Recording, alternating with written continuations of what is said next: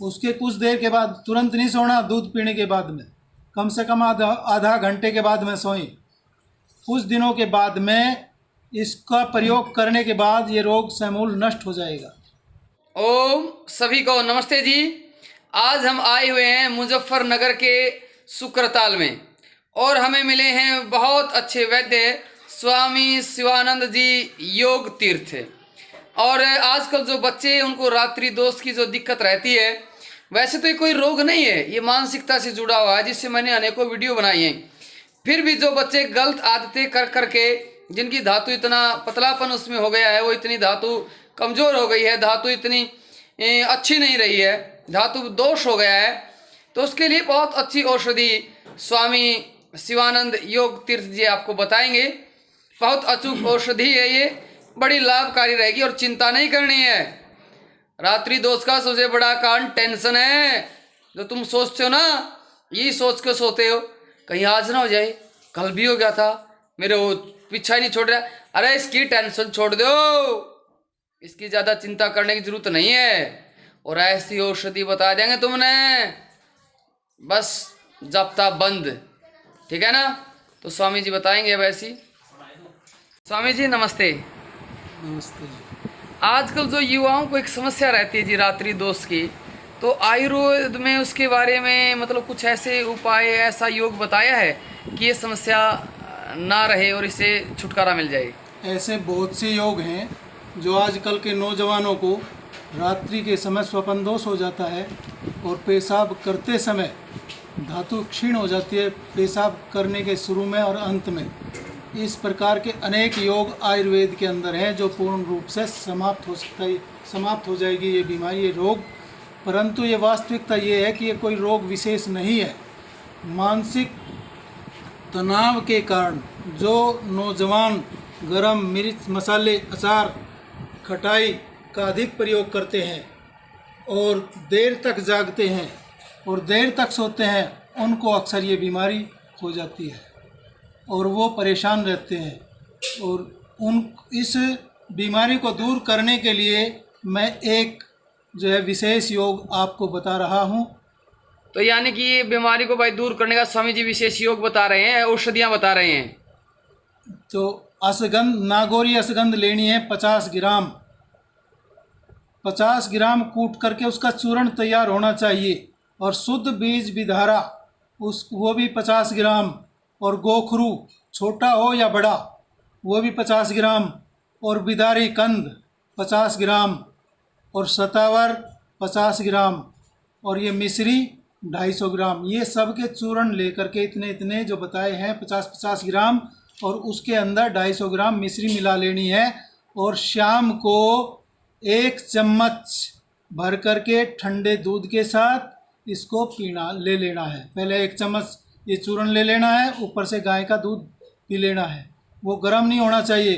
कभी भी इस बात का ध्यान रखेंगे, जो इन दवाइयों का प्रयोग करेंगे वे कभी भी एक तो लाल मिर्च, खटाई, इमली खटाई, और ये देर तक जागना और गर्म दूध पीना और मिर्च मसाले, ये इस प्रकार की जो खाद्य पदार्थ हैं उनका सेवन ना करें। नशा दी जी, और नशा नहीं करना। शराब, अंडा, मीट, ये इस प्रकार के तामसिक पदार्थों का सेवन ना करें। मांस आदि जी, मांस का तो प्रयोग बिल्कुल करना ही नहीं है।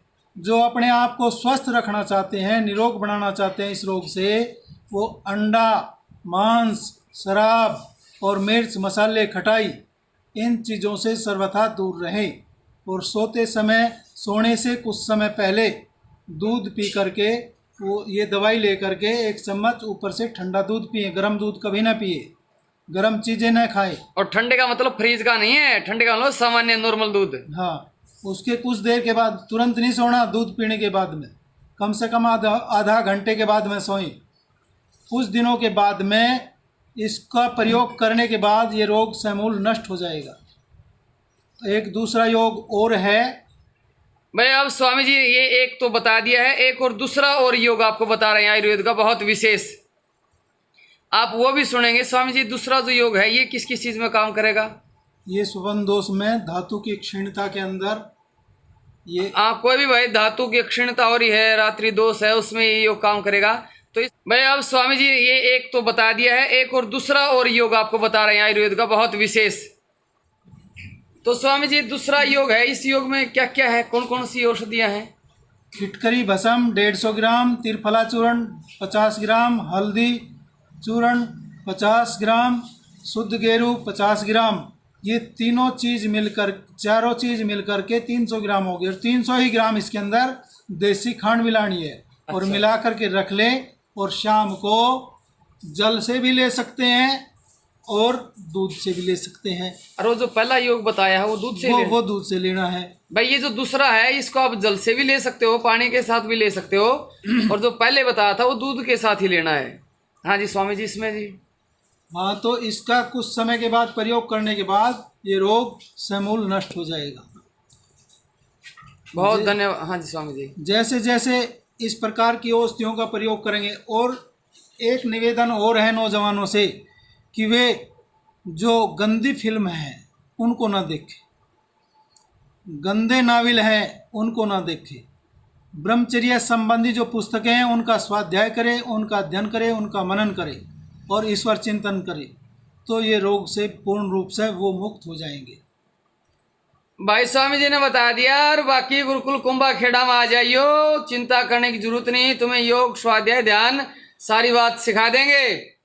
और इसी रूम में हमारे स्वामी ब्रह्मानंद जी हैं, उनका भी कुछ संदेश है, कोई 30 सेकंड का 1 मिनट का ले लेंगे।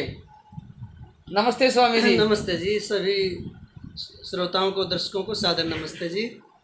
आज के समय में स्वपन दोष की ये बहुत भयंकर बीमारी है जिससे नौजवान पीड़ित हैं। परंतु इसको ज़्यादा जितना मानसिकता से, जितना चिंतन में लेंगे उतना ज़्यादा नुकसान होगा। इसकी तरफ ज़्यादा ध्यान न देवें।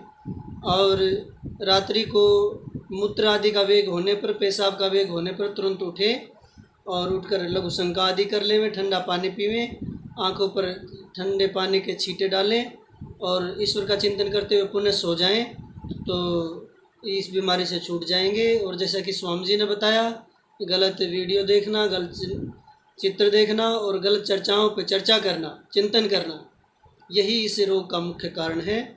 और ईश्वर चिंतन करते हुए आगे बढ़ें, ब्रह्मचर्य का पालन करें। और कुंभा खेड़ा में आ जाए। और गुरुकुल कुंभा खेड़ा ब्रह्मचर्य की रक्षा के लिए, स्वास्थ्य के लिए और वैदिक संस्कृति को सुरक्षित रखने के लिए, उसकी रक्षा के लिए सबसे मुख्य आज स्थान बन गया है, जहाँ नौजवान पूरे देश भर से आते हैं और वैदिक संस्कृति को जानकर पूरे देश में जा रहे हैं और अपने जीवन को बचा रहे हैं, औरों का जीवन बचा रहे हैं। और हमारे छोटे भाई बहुत ही प्रिय आचार्य अग्निदेव आर्य, ब्रह्मचार्य अग्निदेव आर्य इस कार्य को चला रहे हैं। मैं उनको बहुत साधुवाद देता हूँ कि ऐसे हमारे नौजवान भाई को बहुत आगे ईश्वर बढ़ाए और इस काम के द्वारा पूरे देश का, पूरे विश्व का मार्गदर्शन करें और नौजवानों के चरित्र की रक्षा कर रहे हैं। बहुत बड़ा पुण्य कार्य कर रहे हैं। इनके लिए बहुत साधुवाद। आप सभी इनका सहयोग करें। बहुत धन्यवाद स्वामी जी का, और स्वामी जी का भी बहुत धन्यवाद। और भाई ब्रह्मचारियों, डरने की जरूरत नहीं है, सारा धातु पुष्ट हो जाऊंगी, कोई चिंता करने की जरूरत नहीं, थोड़ा सा ध्यान रखना है, ठीक है।